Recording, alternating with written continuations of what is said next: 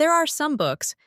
They entertain you, make you think a little, and then you go back to your life where you left off. Then there is The Secret History. If you read this book in college or during your college years, you will never look at your friendships, your loneliness, your pride, or even how you see yourself in the same way again. Because Donna Tartt doesn't tell you a story, she slowly draws you into a group and shows you how far your moral boundaries can stretch. The world of The Secret History is a small but prestigious university in Vermont. At first glance, everything seems innocent.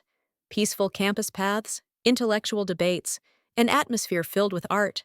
But as the novel progresses, we realize that beneath this aesthetic lies a dark constriction. And we leave Richard, a new student, in the midst of that constriction. Richard is the character who narrates the story. He comes from a middle-class background, doesn't have a grand life, and doesn't even have a strong sense of identity.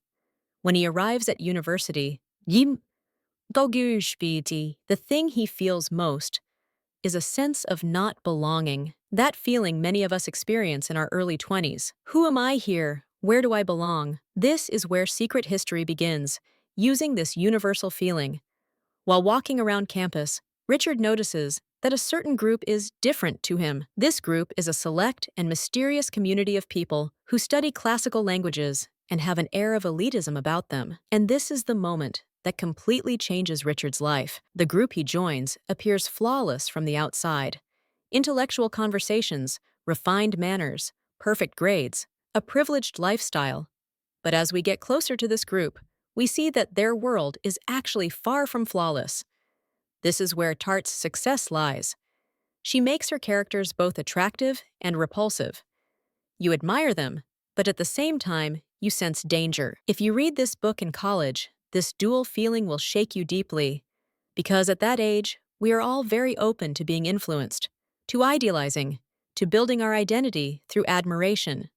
Richard's process of joining the group is actually a story of searching. A search for belonging, a search for feeling valued, a desire to reinvent oneself. And at this stage, the book holds up a very uncomfortable mirror to the reader. What can you sacrifice to be part of a group? How much of yourself can you give up? People in college are constantly confronted with these questions, consciously or unconsciously.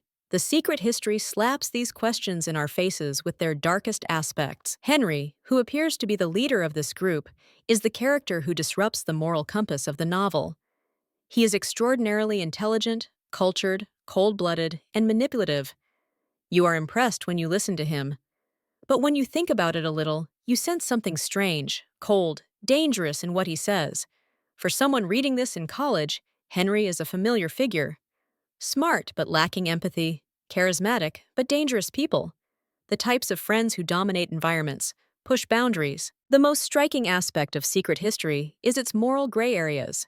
The characters never consider the consequences of their wrongdoings because they see themselves as special, chosen, different from others.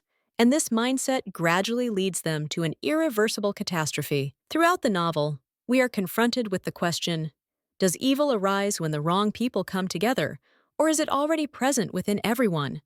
Reading this question in college is particularly devastating because at this age, people begin to discover the darkness within themselves. As the novel progresses, the cracks within the group grow. Relationships that initially seem flawless soon become filled with competition, jealousy, dependency, and paranoia. As Richard loses himself in this world, he also loses his identity.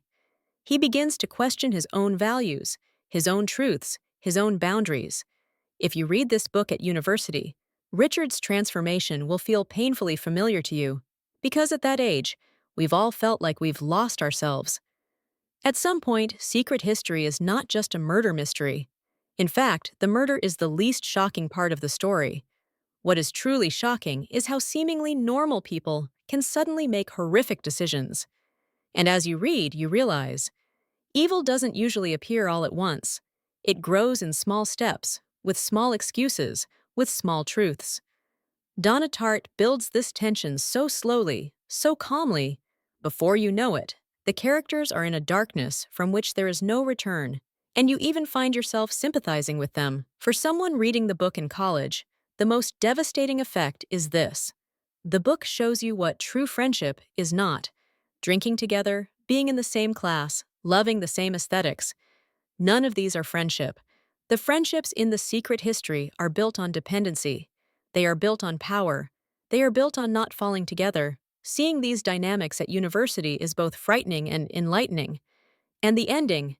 No one can easily forget the ending, because the events in the novel end. Evil is punished or not punished. But the characters are never the same again, especially Richard. Because once you see your darkest side, you can never ignore it again. The feeling that The Secret History leaves you with is precisely this. Some things may seem very beautiful, but great danger may be hidden within that beauty. Some people may seem very cultured, but their culture does not elevate their conscience. Some friendships may feel special, but they actually consume you slowly. The feeling most often heard in college is, I'm different. Donna Tartt shatters this feeling and replaces it with the thought, being different is not the same as being right. So what happens if you read this book in college? To put it simply, you discover something about yourself that you don't like. Because The Secret History doesn't just draw you into a story, it pulls you toward your own darkness.